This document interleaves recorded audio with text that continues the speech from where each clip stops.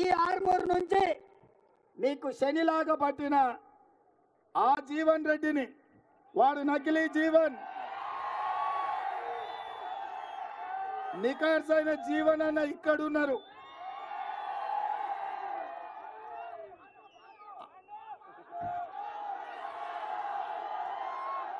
వదిలించుకోనికే ఇంకొక ఆయన తెచ్చుకున్నారు. ఇవాళ మీ పరిస్థితి పెన్నం మీద నుంచి పోయి పొయ్యిలో పడ్డట్టు అయింది. ఈడ కూడా అసెంబ్లీలో కాంగ్రెస్ను గెలిపించకుండా బీజేపీని గెలిపించారు. నేను అడుగుతున్నా, మరి బీజేపీ నుంచి గెలిచి ఎమ్మెల్యే గారు 150 రోజులు అయ్యింది. మోడీ గారి నుంచి మీకు ఏమి తెచ్చిండో? చివరికి ఆర్మూర్ మున్సిపాలిటీకి, ఇది అత్యంత ప్రాచీనమైన మున్సిపాలిటీ, ఎప్పుడో గ్రామ పంచాయతీ కట్టిన బిల్డింగ్లో మున్సిపల్ కార్యాలయం ఉన్నది. కనీసం ఆర్మూర్ మున్సిపాలిటీకి మున్సిపల్ కార్యాలయంలో కూడా మోడీ నుంచి తేలేకపోయిందంటే మీరు ఎమ్మెల్యేకి వేసిన ఓట్లు శుద్ధ దండగైనాయా లేదా మీరు ఒక్కసారి ఆలోచన చెయ్యండి. ఇవాళ అందుకే నిజంగానే మీరు మొన్న నా మాట విని నాకు అండగా నిలబడి వినయ్ రెడ్డిని ఎమ్మెల్యేగా గెలిపించనుంటే ఈ 150 రోజుల్లో మీ మున్సిపల్ కార్యాలయం నిర్మాణానికి 10-15 కోట్ల రూపాయలు పెద్ద లెక్క కాబోతుండే. ఇవాళ నేను పాత ఆర్మూరు నుంచి చూసుకుంటా, సుదలగుట్ట నుంచి మీ మొత్తం గ్రామం చూసుకుంటా ఇవాళ అంబేద్కర్ చౌరస్తాకు వచ్చిన. ఇది వెనుకబడలేదు, నాయకులు వెనుకబడేసిండ్రు. ఆర్మూరును అభివృద్ధి చేయడానికి అవకాశం ఉంది, కానీ ఇక్కడ ఎన్నికైన నాయకులు ఆర్టీసీ ల్యాండ్లో మల్టీప్లెక్స్లు కట్టుకున్నాడు ఒకడు, ఇతర దేశాలలో వ్యాపారాలు చేసుకునేట ఆయన ఇంకొక ఆయన. అందుకే ఇవాళ వాస్తవంగా మీ తరపున మీ సమస్యల మీద మాట్లాడేటోళ్ళు, మీ సమస్యల మీద కొట్లాడేటోళ్ళు, మీ ఆత్మగౌరవాన్ని నిలబెట్టేటోళ్ళు ఆర్మూర్లో ఎమ్మెల్యే లేడు, నిజామాబాద్కు ఎంపీగా లేడు. ఇవాళ ఎంపీకి నిలబడ్డోళ్ళు అంటున్నారు, అయ్యా మేము రైతుల సమస్యలకు కొట్లాడతాం, మేము రైతు సమస్యలను పరిష్కరిస్తామని. నేను అంటున్నా, మీకు చెప్తున్నా, వాడెవడో రైతు గురించి చదువుకోవాలి పుస్తకంలో, కానీ మా జీవనాన్న సొంతంగా ఆయనే రైతు కష్టమేందో తెలుసు, వ్యవసాయం ఎట్లుంటుందో చేసేటోడు. 40 ఏళ్ళు ఏ పదవి ఉన్నా చీకటి పడే వరకు ఇంటికి చేరుకొని వ్యవసాయ పొలంలో పనులు చూసుకొని ప్రజలకు ఆదర్శంగా ఉండే ఆదర్శ రైతే మన పెద్దలు టి జీవన్ రెడ్డి గారు.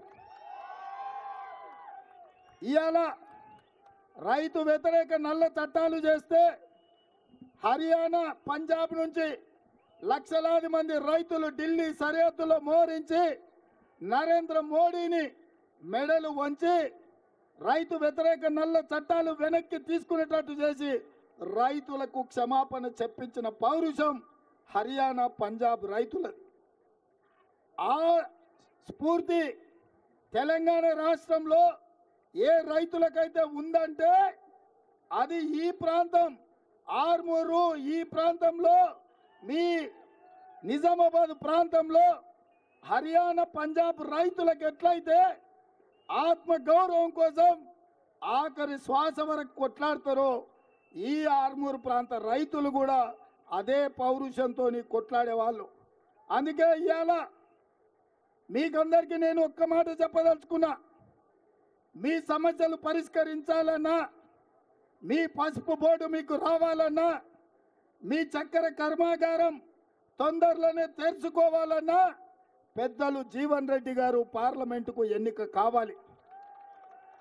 ఆల్రెడీ శ్రీధర్ బాబు గారు జీవన్ రెడ్డి గారి నేతృత్వంలో సుదర్శన్ రెడ్డి గారితో సహా కలిపి మంత్రివర్గ ఉపసంఘాన్ని వేసి చక్కెర కర్మాగారాన్ని తెరవడానికి ఇవాళ 42 కోట్ల రూపాయలు బ్యాంకుకు చెల్లించి ఎన్నికల కోడైన ఎంబడే మీ ప్రాంతంలో ఉండే చక్కెర రైతులను, చెరుకు రైతులను ఆదుకునే బాధ్యత మన ప్రభుత్వం తీసుకున్నది.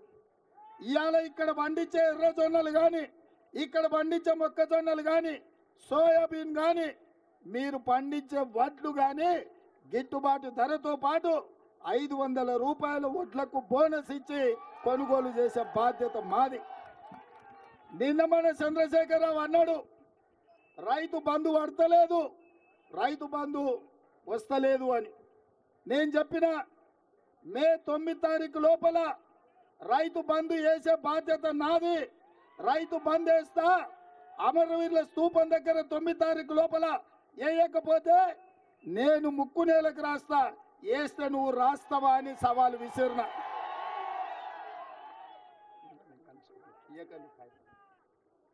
ఇవాళ ఆ సవాలు విసిరి 9 తారీఖు కాదు 6 తారీఖు లోపలనే ఈ రాష్ట్రంలో ఉండే 69 లక్షల రైతులకు రైతు భరోసా పథకం కింద ఆఖరి రూపాయి వరకు 6 తారీఖు నాడే అందరి ఖాతాలు వేసిన. ఇవాళ చంద్రశేఖరరావు నేను అడుగుతున్నా, నీకు సిగ్గుమానం ఉంటే రా అమరవీరుల స్తూపం దగ్గరికి, లేకపోతే ఆర్మూర్ అంబేద్కర్ చౌరస్తలకు రా. సవాలు విసురుడు కాదు, సవాళ్లు స్వీకరించే దమ్ముండాలి కేసీఆర్. ఇవాళ మొత్తం రాష్ట్రంలో ఉండే 69 లక్షల మందికి రైతు భరోసా పథకంలో అందరికీ నిధులు వేసిన ఏ రైతు ఖాతాలైనా మీరు పోయి చూడండి, మీకు నిధులు వచ్చినాయా లేదా ఆలోచన చెయ్యండి. అందుకే ఇవాళ చంద్రశేఖరరావుని అడుగుతున్నా, రా అమరవీరుల స్తూపం దగ్గరికి ముక్కు నేలకు రాయనిక నేను అడుగుతున్నా. నేను ఇంకో మాట కూడా చెప్పదలుచుకున్నా, సిగ్గులేనోడు చంద్రశేఖరరావు ముక్కు నేలకు రాస్తాడు, ఎందుకంటే ముక్కింత పొడుగుంది రాస్తే పోయేదే ఉంది అనుకుంటాడు.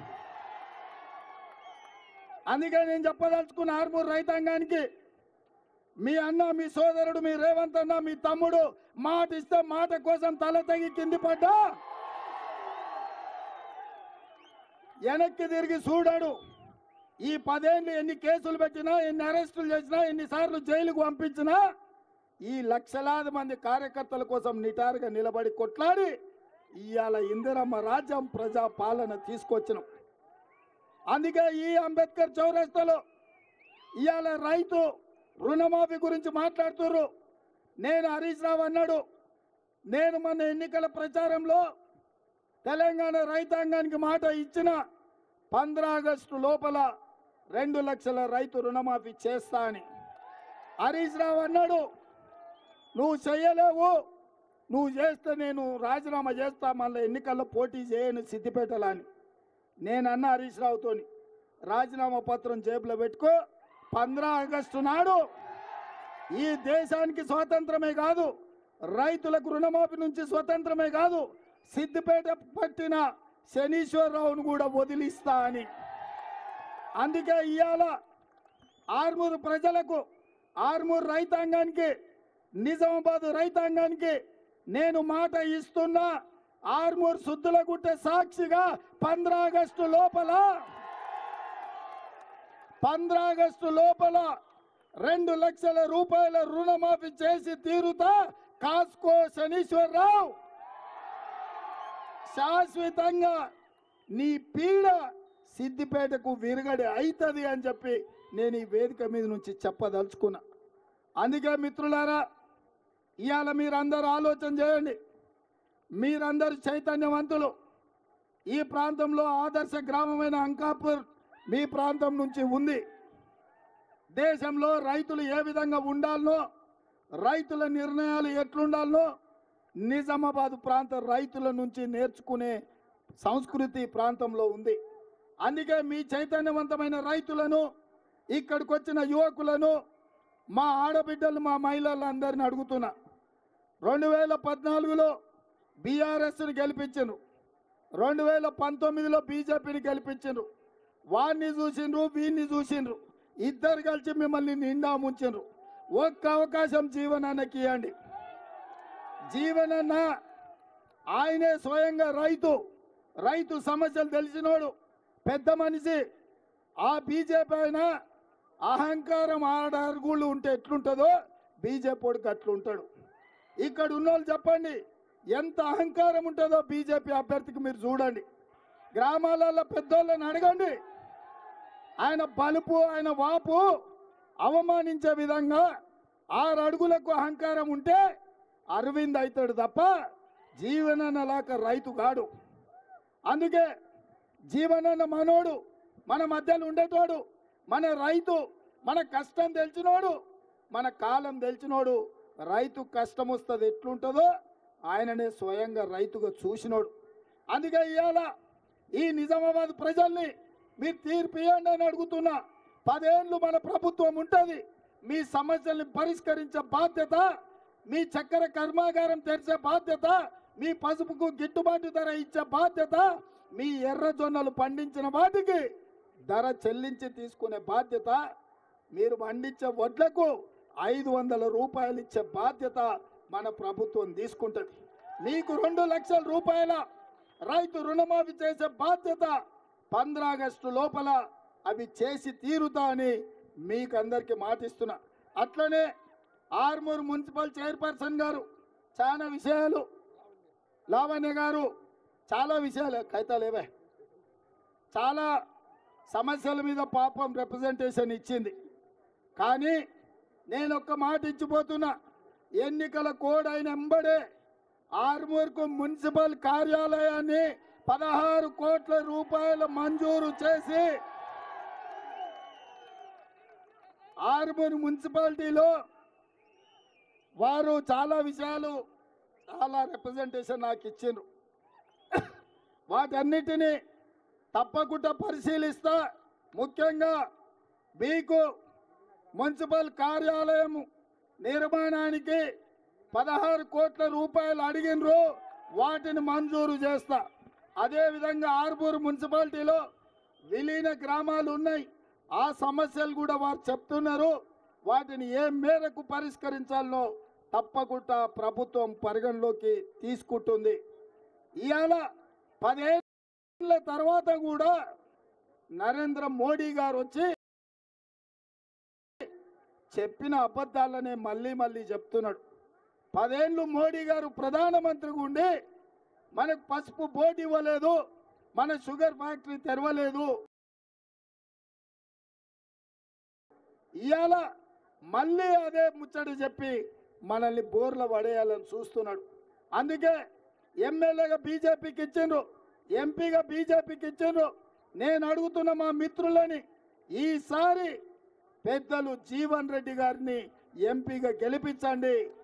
మీ ప్రాంత రైతుల సమస్యల్ని గల్లీ నుంచి ఢిల్లీ వరకు పరిష్కరించే బాధ్యత పెద్దలు జీవన్ రెడ్డి గారు తీసుకుంటారు.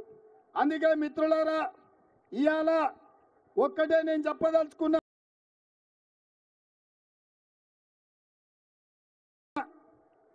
ప్రతివాడు దేవుడు అంటాడు, అక్షింతలు ఇస్తాడు. నేను అడుగుతున్న ఈడ 90% మా హిందూ సోదరులు ఉన్నారు, మా హిందూ బంధువులు ఉన్నారు. ఎక్కడైనా కళ్యాణం కాకుండా అక్షింతలు వస్తాయా? మనం పెళ్లికి ఎప్పుడైనా వెళ్తే కళ్యాణం అయినాకనే కదా మన చేతులు అక్షింతలు పెడతారు వేయమని. భద్రాచలంలో అయినా అయోధ్యలో అయినా రాముల వారి కళ్యాణం అయినాకనే కదా మనకు అక్షింతలు ఇస్తే మనం అక్షింతలు వేసి దండం పెట్టుకునేది. మరి రాముల వారి ప్రతిష్ట కంటే 15 రోజుల ముందే బీజేపీ వాళ్ళు ఇంటింటికి అక్షింతలు తెచ్చి పంచిండ్రు. ఇది హిందూ సాంప్రదాయమా అని నేను అడుగుతున్నా. ఇది దేవుడిని మోసం చేయడం కాదా? దేవుడి పేరు మీద ఓట్లు అడుక్కోవడం, ప్రజల్ని మభ్యపెట్టడం కాదా? ఇవాళ బీజేపీ వాళ్ళు తెగబడి హిందూ సాంప్రదాయాలకు వ్యతిరేకంగా రాముడి ప్రతిష్ట జరగకంటే ముందే 15 రోజుల ముందే అక్షింతలు ఎక్కడి నుంచి వచ్చినాయని నేను బీజేపీ నాయకులను అడుగుతున్నా. వేద పండితులకు నేను దండం పెట్టి చెప్తున్నా, సాంప్రదాయం ఏందో మీరు ప్రజలకు చెప్పండి. మేమందరం హిందువులం కాదా? మేము దేవుళ్ళకు మొక్కలేదా? శ్రీరాముడికి పూజ చేయలేదా? మేము హనుమంతుడిని కొలవలేదా? ఇవే కాదు, మా గ్రామాలలో మేమందరం వ్యవసాయం చేసుకునేటోళ్ళం. ఎల్లమ్మకు, పోషమ్మకు, మైసమ్మకు కోడిని కోసినాం, కళ్ళు పోసినాం.